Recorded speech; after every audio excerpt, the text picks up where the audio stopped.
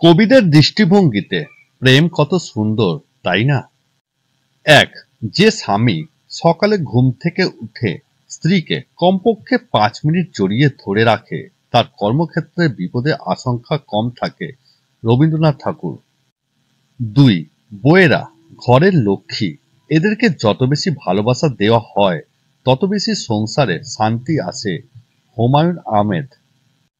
তিন, স্ত্রীকে যথেষ্ট পরিমাণ সময় দিন, না হয় যথেষ্ট পরিমাণ বিশ্বাস করুন, সংসার আর যুদ্ধক্ষেত্র মনে হবে না। সুনীল গঙ্গোপাধ্যায়।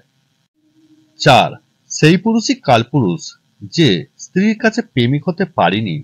কাজী নজরুল ইসলাম।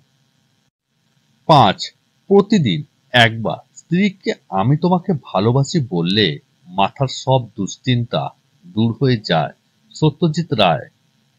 ছয়, মন ভালো রাখতে বউকে ফেসবুক, ফোনবুক, নোটবুক সহ সব ধরনের অ্যাকাউন্টের পাসওয়ার্ড দিয়ে দিন।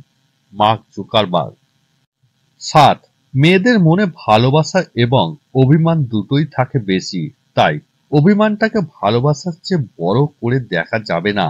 তাই স্বামীদের উচিত স্ত্রীর সব অভিমান ভালোবেসে ভাঙানো। ঈশ্বরচন্দ্র বিদ্যাসাগর।